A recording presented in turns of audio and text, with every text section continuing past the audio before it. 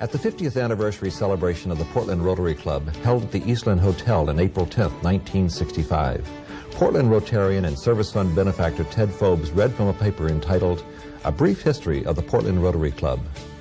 In his opening paragraph, he said, "Trying to squeeze 50 years of Portland Rotary into 10 or 12 minutes is like trying to pour the contents of a 5-gallon pail into a half-pint bottle. It can't be done." 30 years hence, our situation is the same one faced by Ted Phobes. How does one present 80 years of Portland Rotary in 15 minutes? An impossible task. But our approach has been to simply begin at the beginning and to describe the milestone events and activities that mark the rich history of service within the Portland Rotary Club, and to briefly introduce the small number of approximately 2,000 men and women who have contributed their time, resources, and enthusiasm to the enduring institution that is the Portland Rotary Club. The concept of Rotary began in Chicago in 1905. The 4 founders were Gus Lohr, Sylvester Scheel, Hiram Shorey, a merchant tailor from Litchfield, Maine, and Paul Harris, an attorney. On the evening of February 23, 1905, the first meeting of the group took place in Gus Lohr's office, room 711 of the Unity Building in Chicago's downtown loop. The purpose of the club was both social and business.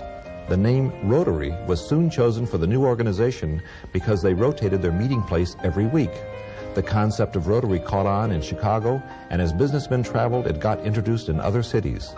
The second club was started in San Francisco in 1908, the third in Oakland, the fourth in New York, and by 1910 there were 16 clubs and 1,500 Rotarians.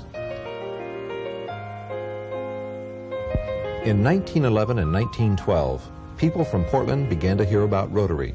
Walter Ayers, the regional manager for Remington Typewriter Company, and Ernest Decker, an agent for Connecticut Mutual Life Insurance Company, brought back stories from their business travels of Rotary clubs being formed in other cities.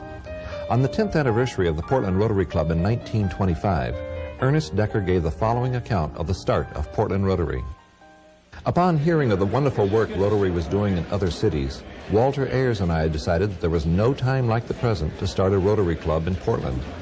The first organizational meeting was held after banking hours in September 1914 in the director's room of the Forest City Trust Company on Congress Street. Having a key to the bank, I walked in and told the bank president, Charles Hatch, and Thomas Anderson, a coal dealer who happened to be with him, that we were there to organize a Rotary Club and they were to be members. They didn't seem to know what we were talking about, but ex-mayor Wilfred Chapman was with us, and after reciting something of the ethics of Rotary, they were with us.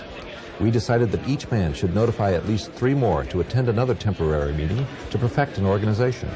Several of these meetings were held from time to time from September 1914 until the charter was drafted in January 1915.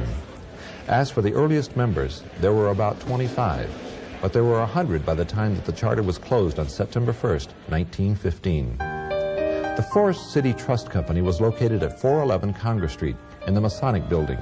That first meeting in September 1914 involving Mr. Decker and others took place in what is now the Frost Gully Art Gallery. The Portland Rotary Club was Rotary Club number 177. Today, there are 27,000 Rotary Clubs and 1.2 million Rotarians worldwide. At the 30th anniversary of Portland Rotary in February 1946, Robert Braun, the first president of Portland Rotary, described the Portland of 1915. Woodrow Wilson was president. The automobile was in the dust coat and goggle stage, and a trouble-free trip to Boston was an achievement. The airplane was in its early inception period, and Lindbergh was a long way off. Radio was practically unknown. It was a world without commentators, which was not an entirely unhappy condition. Theater was moving out. Movies were moving in. Maine was still a prohibition state. But in our neighboring states, you could buy a beer for a nickel. Portland had Boston and New York steamer lines, and skirts were ankle length and at least 3 yards around. The first formal meeting of the Portland Rotary Club was held on January 6, 1915, in the State of Maine room of the Falmouth Hotel, located on Middle Street, the present location of Canal Plaza. Many of the charter members of Portland Rotary represented businesses and institutions that are still well known to the people of Portland. We all know that John J. Nissen was a baker.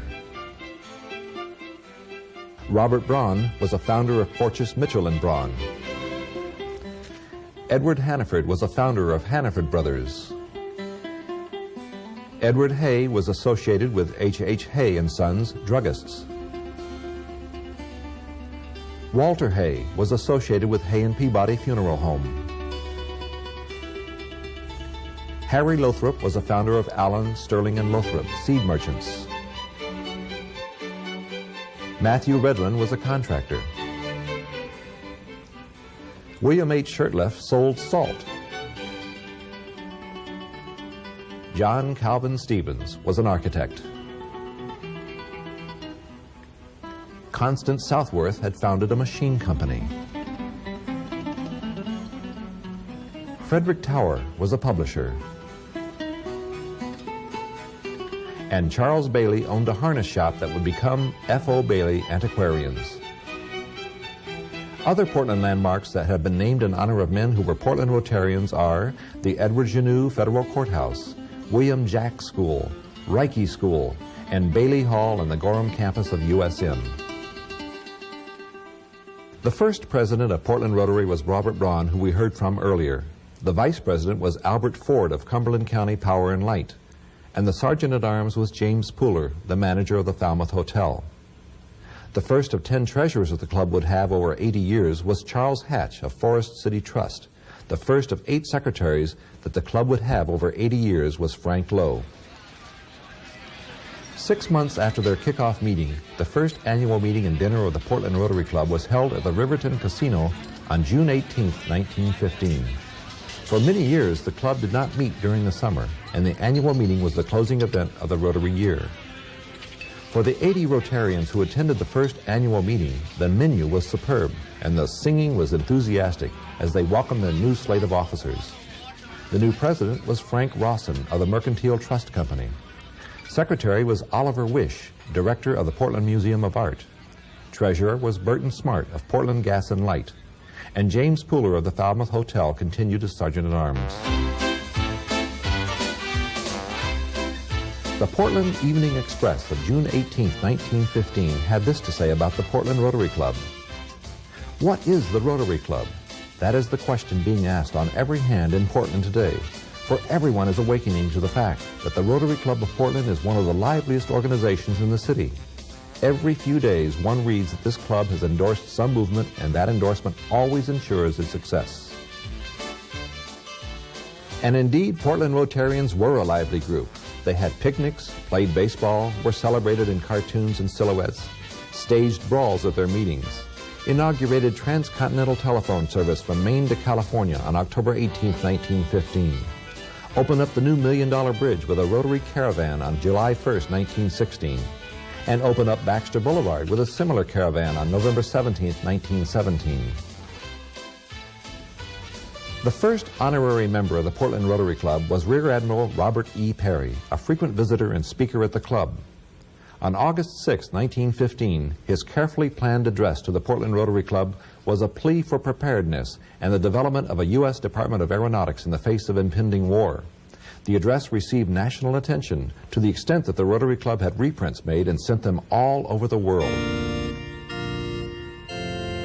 The second honorary member of the Portland Rotary Club was Cyrus H.K. Curtis, a frequent visitor to Portland and speaker at the club.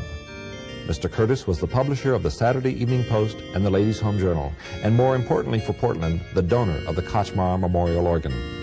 It should be noted that Will McFarland, classification city organist, was a charter member and the 5th president of Portland Rotary. The Portland Rotary Club continued to have speakers of note. Former President William Howard Taft, World War I hero Sergeant Alvin York, General Black Jack Pershing, Booth Tarkington, Arctic explorer Donald McMillan was a frequent visitor and became an honorary member, John Philip Sousa, round-the-world solo flyer Wiley Post, and at one meeting the program consisted of President Harding and his cabinet, as impersonated by Portland Rotarians. They also rotated their meeting place, the rooftop of the Falmouth Hotel, to celebrate the 60th anniversary of the hotel, at Ralph Redfern's Old Tavern Farm, at the T.A. Houston Baking Company, now the USM Library, the opening of Riley Cadillac on Forest Avenue, Fort Williams, and many, many other places.